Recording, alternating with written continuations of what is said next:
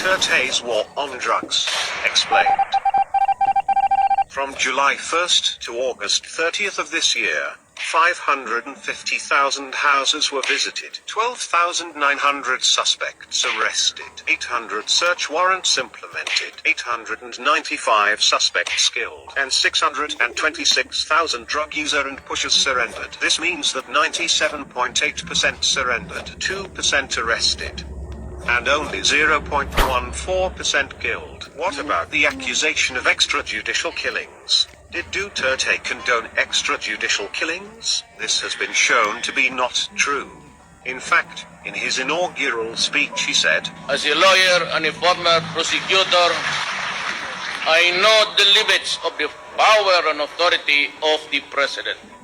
I know what is legal and what is not. My adherence to due process and the rule of law is uncompromising." And in his State of the Nation address he said, To our police officers and other officials, do your job, and you will have the unwavering support of the office of the president. I will be with you all the way. Abuse your authority, and there will be a hell to pay.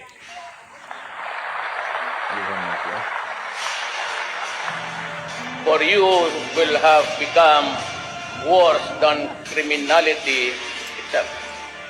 I order the National Police Commission to hasten the conduct of investigation and adjudication of administrative cases against police officers involved in criminal activity and illegal and prescribe policies on lifestyle checks for PNP members. what about his shoot-to-kill orders? This is what he actually said. I repeat again for all everybody's consumption.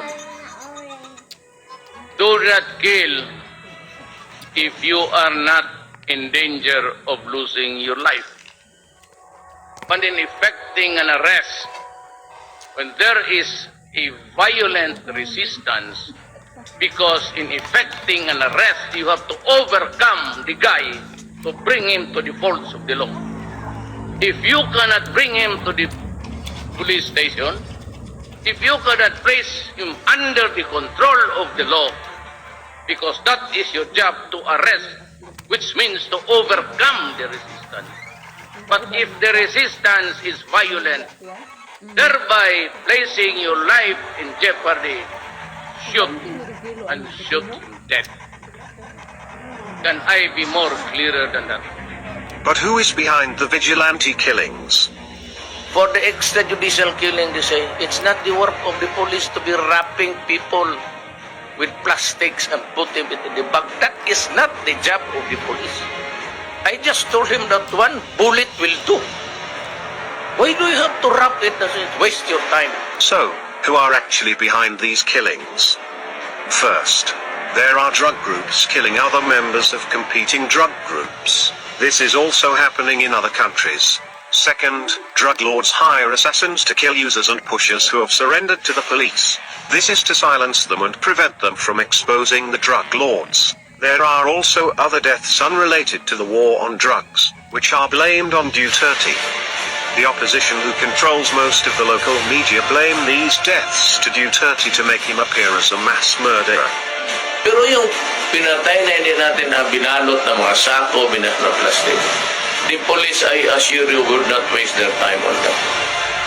So kung pati ba naman yan isali ninyo na wala akong kamuang-muang, pakisali na lang po sa namatay ng lahat dyan sa punerarya, pati yung may mga cancer, isali na lang ninyo.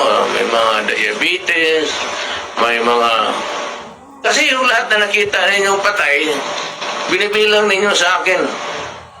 Baka yung gusto ninyo, yung taga-Davao dito, magbilang ako sa punerarya, lahat ng patay. Bakit lang yan ang binabalot ng mga sako? Because the accusation itself is very stupid. It assumes right away na yung may patay dyan, gobyerno ang pumatay. Police officers found involved in drugs are relieved, investigated, and prosecuted. In fact, Duterte publicly named officials involved in drugs. There are generals, police officials, congressmen, mayors, judges, and a senator. Drug lords and public officials involved in drugs are now trying to bring the fight in the international arena due to the fact that 91% of the Filipinos support Duterte. Will they succeed?